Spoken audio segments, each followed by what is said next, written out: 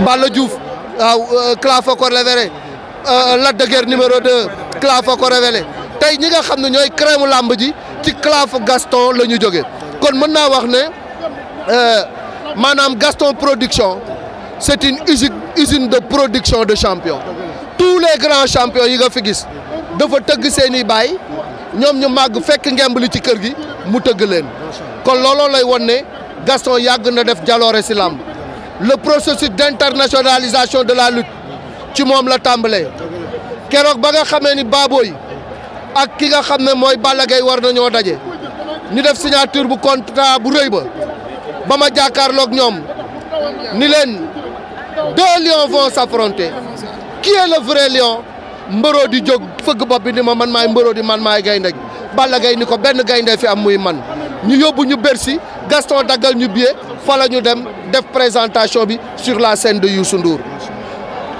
yeneen yi nga xam ne def na ko bu ñu fi nekkoon di ko wax ëpp na émission du ñu fi sax jóge mais mu nekkoon nit bu nga xam ne dafa gëmoon boppam am conviction am détermination ami tamit lu nga xamante nii ñëpp ràññee nañ ko muy dëggu gu nekk ci moom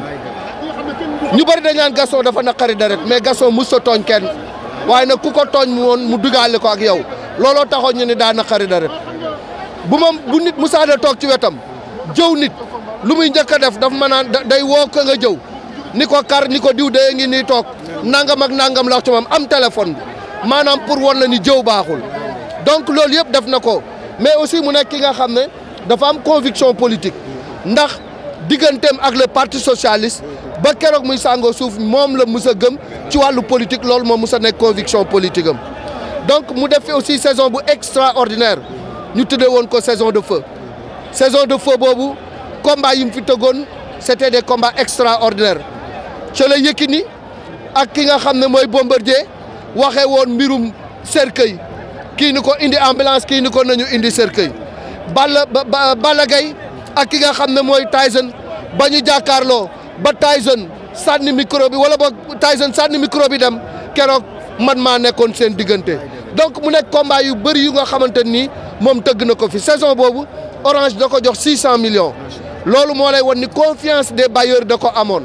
boo xoolee léegi branding bi nga xam ne Makan def na ko c'est le travail de son père ndax moom moo amoon réseau relationnel bu ko doon permettre tey muy décrocher ay sponsors yu bëri saison boobu la ñu bëre ba mu jeex mu woo ma ba ma ñëw mu yëkkati caabi oto jox ma man ko Père Gas lan moo tax nga jox ma caabi oto mu ne ma dañu yàgg a ànd man ak yow ngay sonn ci samay mbir te musoo ma laaj ñaar dërëm mais tey jii c'est la récompense de ta fidélité ndax nit ku fidèle nga nit ku baax nga te da ngaa sonn ci samay mbir ba Aminata Mbengue Ndiaye ni ma lan nga defal Malick Thiandou mu ni ko dara mu ni ko yëkkatil lu ñëpp teg seen bët nga jox ko keroog oto bi ma njëkk am ci àdduna Gaston moo ma ko jox donc mu nekk nit bu nga xam ne marqué na empreinte am maintenant est-ce que jur na doomam Makan na ngi ci yoon wi waaye cey fit wa ca Gaston cey njàmbaar ga ca Gaston doon sa baay li ñuy wax doon sa baay ko gën mi ngi ci yoon wi mi ngi ci trajectoire bi mais il lui reste beaucoup de chemin nag à parcourir pour égaler son père donc moo tax ñun ñëpp dañ ko war a jàppale gunge ko accompagner ko au nom de la mémoire de Gaston beneen bi nga xam ne mën nañ ko seede ci Gaston mooy ku bëggoon njabootam la ndax Gaston buñ daan waxtaan sax ba di ko fayal nangam mu ne la xanaa da ngaa bëgg ma lor sama njaboot ameelul àq benn doomam yëpp teg na leen ci yoon yar na leen jàngal na leen bàyyi leen fi héritage bu nga xam ne mën nañ cee dund ba keroog ñuy sàngoo suuf donc sa mission est accomplie li ci des mooy ñi nekk ci ginnaawam héritage bi mu fi bàyyi ñoom ñu eggale ko Gaston est parti mais Gaston fait partie des immortels parce qu'il a œuvré pour le développement de la lutte mais également c'était un homme bu nga xam ne ci wàllu liggéey na ci réew mi lu rëy ba ñu tappal ko ordre national du mérite foofu la yëf yam macha Allah président Malick mbër feeñ na Pikine. waaw mbër feeñati na. waaw mbër feeñati na Pikine waaw wax dëgg yàlla parce que aussi Prince évolution am des na de progression am des na màggam des na développement musculaire am des na mais boo ko xoolee muy bëre da ngay xam ni kii fi gars yi jëm fa la jëm fi gars yi teg seen bët fa la jëm am na rallonge am na public macha allah mën na bëre am na dóorukaay tey boo xoolee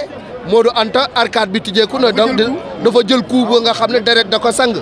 donc boo ko jegee mu bëre boo ko soree mu bëre te tey boo xoolee profilam xool taayam da lay jox Mohamed Ndao Tyson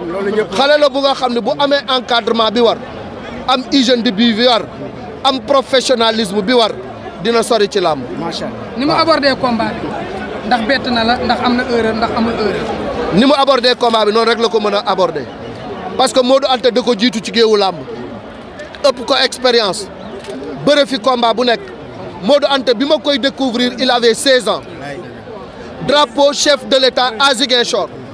boobu la ñëw représenter la région de Thiès nekk le plus jeune lutteur dafa yàgg ci làmb mais du xale du mag attention dafa teel a bëre parce que à 16 ans mi ngi doon défendre les couleurs de Thiès drapeau chef de l'État à Ziguinchor ñi ngi war a delluwaat Ziguinchor beaucoup d'années après donc booy bëree ku mel noonu am fit am bëre am sañ-sañ da ngay tey looloo tax mu ñëw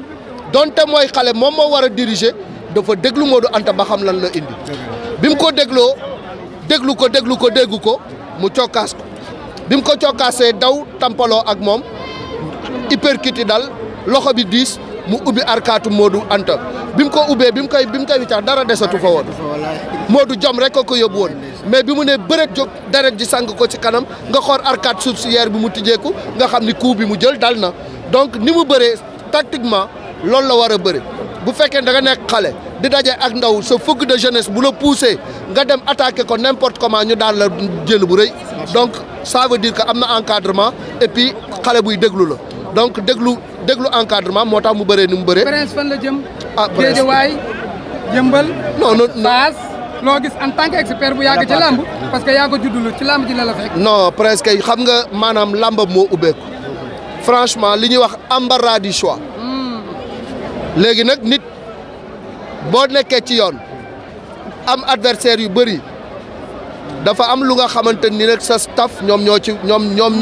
ñoo am sas parce que li ñu tuddee plan de carrière mbër da ko war a am du n'importe qui nga war a bëreel donc bu fekkee da nga bëri ay adversaire il faut faire un choix stratégique donc ñun loolu lañ koy digal mais adversaire yi vraiment palette bi bëri na bu ko neexee dugg Géejawaay bu ko neexee dem bu ko neexee jël Mor Kankang